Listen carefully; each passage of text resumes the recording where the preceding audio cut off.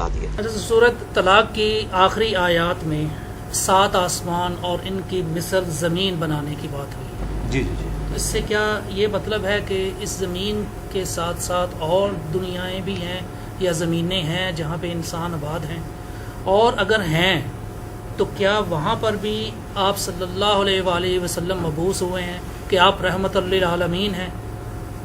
یہ بہت critical question آپ نے کیا ہے، اور یہ جو سورہ طلاق کی آخری آیات ہے نا، اس حوالے سے ایک حدیث ہے جس کی وجہ سے یہ ساری کنفیوژن پیدا ہوئی ہے، اور اس ٹاپک کو لوگ ہاتھ نہیں ڈالتے ہیں، اور جب وہ ڈالتے بھی ہیں نا تو وہ پھر ان کو کچھ سمجھ نہیں لگتی کہ اب ہم جواب کیا دیں پبلک کو، اس کی وجہ سے مصیبت کھڑی ہو جاتی ہے۔ اس پہ مودودی صاحب نے بھی بحث کی ہے، باقی لوگوں نے بھی، اور بہرحال میں آپ کو یہ بتاتا ہوں کہ یہ جو سورہ طلاق کی آخری آیات ہے، یہ سیکنڈ لاسٹ صورت ہے نا، سورہ طلاق الطلاق پارہ نمبر 28 میں، اعوذ باللہ من الشیطان الرجیم، اللہ الذی خلق 7 سماوات ومن الارض مثلہن، اللہ ہے جس نے پیدا کیا ہے 7 آسمانوں کو، ومن الارض مثلہن، اور اسی طریقے سے اس کی مثل زمین بھی، اسی سے یعنی وہ لیا گیا ہے۔ بعض لوگ کہتے ہیں یہ ترجمہ ہے کہ جس طرح اللہ نے آسمانوں کو پیدا کیا اسی طرح اللہ نے زمین کو پیدا کیا۔ بعض کہتے ہیں نہیں، یہ جو مثلہن ہے اس سے مراد زمینیں بھی 7 ہیں۔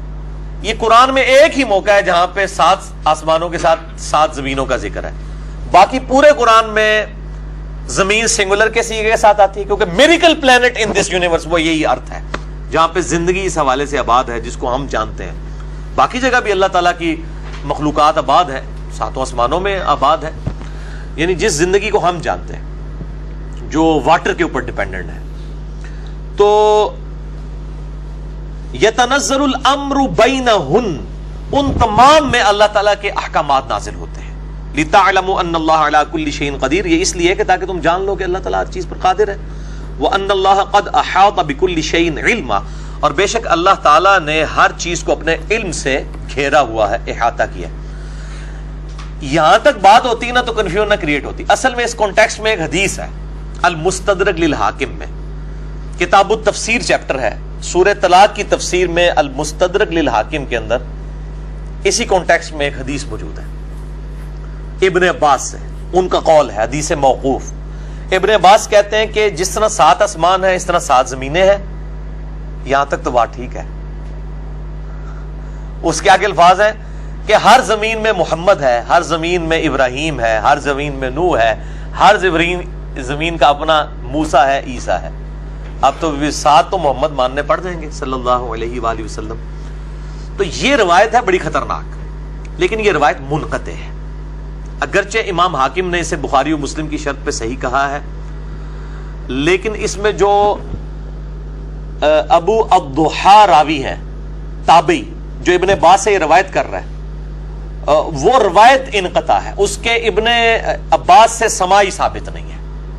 لیکن اب یہ ہماری مین سٹریم کی کتاب میں آ گیا، چونکہ المستدرک للحاکم میں اور باقی کتابوں میں بھی آیا ہے، اور مفسرین نے اسی حدیث کو کوٹ بھی کیا ہے، اور کچھ بڑے محدثین نے اسے تعلیقاً بھی روایت کیا ہے۔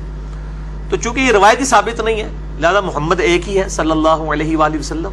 باقی 7 زمینوں سے مراد اس زمین کے 7 طبقات بھی ہو سکتے ہیں، جیسا کہ صحیح بخاری کے اندر حدیث ہے کہ وہ ایک یعنی وعید سناتے ہوئے آپ صلی اللہ علیہ وآلہ وسلم نے فرمایا کہ 7 زمینوں میں اسے دھسا دیا جائے گا قیامت والے دن، ایک وعید کے کانٹیکسٹ میں۔ اس طرح کی چیزیں، وہ 7 زمین کے طبقات ہیں، لیکن لوگ کہتے ہیں کہ جی وہ مفسرین کہتے ہیں کہ وہ زمین کے 7 طبقات الگ ہیں، یہ 7 زمینیں الگ ہیں۔ اور 7 کا ایک ورڈ عموماً بھی مطلب 70 ہو گیا، 7 ہو گیا، یہ ورڈ عربی میں استعمال بھی ہوتا ہے۔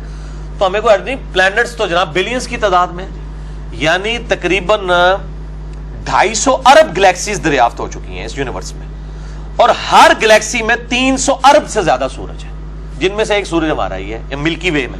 اس طرح کے 300 ارب اور سورج ہیں صرف اس ملکی وے ہماری گلیکسی میں، اور اس طرح کی 250 ارب گلیکسیز اور ہیں۔ وہ تو آپ سائنٹسٹ کہتے ہیں کہ سمندر کے جو ساحل سمندر کے کنارے پہ جو ریت کے ذرات ہیں وہ کم ہے، اور زمین جو کائنات میں پلانٹس اور سیارے اور سٹارز اس سے زیادہ دریافت ہو چکے ہیں۔ تو عین ممکن ہے کہ اس طرح کے مطلب معاملات ہوں۔ باقی جو یہ وہ اتنا خطرناک معاملہ نہیں تھا. خطرناک معاملہ یہ تھا جو اس حدیث میں الفاظ ہیں کہ ہر زمین میں ایک نوح ہے, ہر زمین کا اپنا محمد ہے, عیسیٰ ہے, موسیٰ ہے, محمد ہے صلی اللہ علیہ وآلہ وسلم. تو یہ ایسا نہیں ہے, محمد ایک ہی ہے الحمدللہ, اور وہ اسی روئے ارض پہ جو اللہ تعالیٰ کی کریشن کا کلائمیکس ہے. یہ کرۂ ارض از اے میریکل پلانٹ. میرا اس کے اوپر لیکچر بھی ہے, who is Allah in the light of latest scientific facts, مسئلہ نمبر 60. اللہ کون ہے جدید سائنسی حقائق کی روشنی میں. تو یہ والا جو معاملہ ہے 7 زمینوں والا وہ یہی ہے. یہ اچھا ہو گیا, یہ بڑا امپورٹنٹ سوال تھا. اچھا سر, اسی طرح کہا جاتا ہے کہ خانہ کعبہ کے بالکل اوپر بیت المعمور ہے, کیا یہ بات صحیح ہے؟ ہاں ٹھیک ہے, صحیح. بخاری مسلم میں وہ جو واقعہ معراج والا میں نے لیکچر دیا ہے نا, اس میں موجود ہے, اور اس کا فرشتے طواف کرتے ہیں. اب یہ بالکل ٹھیک ہے. ذہن یہ کہتا ہے کہ وہ جو بیت المعمور ہے وہ اس پوری یونیورس کے سینٹر میں ہونا چاہیے. ذہن یہ کہتا ہے ایک مرکز. تو اگر یہ ذہن کی بات مان لی جائے تو اس کا یہ مطلب ہوگا کہ جو خانہ کعبہ ہے وہ بھی پوری یونیورس کے سینٹر میں ہے, کہ خانہ کعبہ اس زمین کے سینٹر میں بھی موجود ہے. دیکھیں جی, اتنی کیلکولیشن, ابھی تو یونیورس کا سائز ہی ہمیں نہیں پتا, ہم کیلکولیشن کہاں سے کریں کہ جی وہ جو ہے وہ سینٹر میں ہے. باقی یہ ہے کہ جو اس وقت ہماری زمین ہے نا, اگر اس کا نقشہ اس طریقے سے پھیلا کے ریکٹینگولر ڈرا کیا جائے تو خانہ کعبہ شریف آلموسٹ سینٹر میں آتا ہے. ٹھیک ہے, تو چلیں یہ ایک بائی چانس بھی ہو سکتا ہے اور کوئی گاڈ کا پلان بھی ہو سکتا ہے. تو یہ ڈیٹیلز ہمیں نہیں بتائی گئی ہیں. بخاری مسلم میں جو واقعہ معراج سے متعلق احادیث ہیں جن میں آپ صلی اللہ علیہ وآلہ وسلم کا یعنی سدرۃ المنتہا تک جانا ہے, وہاں پہ بیت المعمور کا ذکر ہے کہ وہ فرشتے وہاں پہ طواف کرتے ہیں, وہ فرشتوں کا قبلہ ہے, اور جب فرشتے زمین پہ آتے ہیں پھر اس کا طواف کرتے ہیں اور ادھر وہ نماز ادا کرتے ہیں. تو مطلب اس طرح کی کوئی ڈیٹیل نہیں ہے کہ وہ کائنات کا کوئی مرکز ہے, اس طرح کی ڈیٹیلز نہیں بتائی گئی ہیں.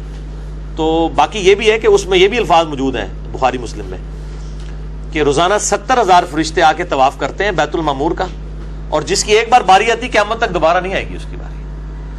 تو وہ چاہے سینٹر میں ہو چاہے آف سینٹر ہو, مطلب ہمارے لیے وہ قبلہ تو سینٹر میں نہیں, ہمیں تو یہاں سے 4,000 کلومیٹر سفر کر کے ہی جانا پڑتا ہے. ایک بار ہی زندگی میں جانا پڑے تو ان کے لیے تو امپورٹنٹ ہے جہاں سے مرضی. اور پھر فرشتوں کو پہنچنے کے لیے کوئی سینٹر میں ہونا یا کوئی ہٹ کے ہو, سڑک وہاں بنی ہو نہ بنی ہو, فرشتوں کے لیے تو کوئی مسئلہ نہیں ہے, وہ جہاں بھی ہو. اصل مقصد یہ ہے کہ ایک بتایا گیا کہ بیت المعمور ہے.